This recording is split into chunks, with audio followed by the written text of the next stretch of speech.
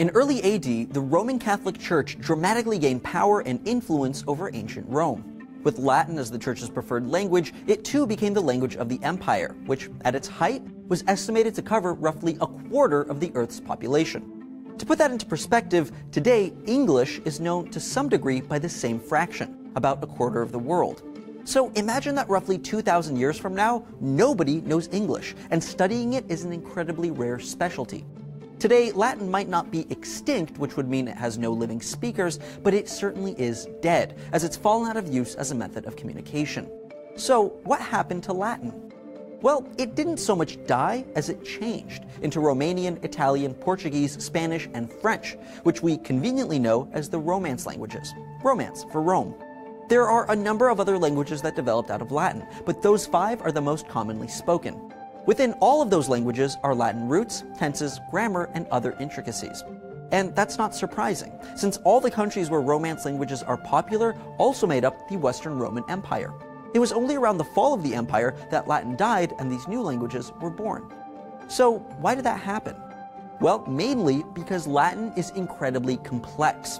It's unique from other languages in that it's highly inflected, meaning that nearly every word is potentially modified based on tense, case, voice, aspect, person, number, gender, and mood. As a result, the meaning is always clear, although difficult to parse in a sentence. It's one of the reasons we continue to use it for highly technical fields where clarification is of the utmost importance, like classifying species or in medical terminology.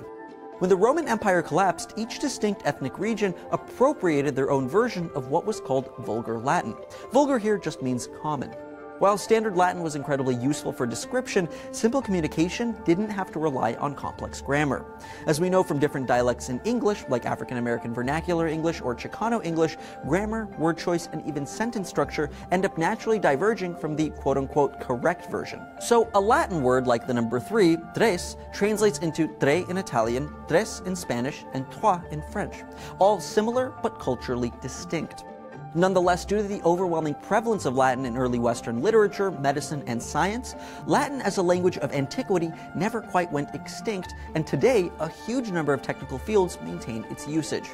Even English still uses a huge number of Latinate roots, despite modern English developing out of Old English and before that, Proto-German. According to some estimates, more than 60% of English is made up of Greek or Latin roots, mostly Latin, as a result of English being heavily influenced by French. In the end, although Latin is dead, it lives on in languages spoken by roughly 1 billion people around the world.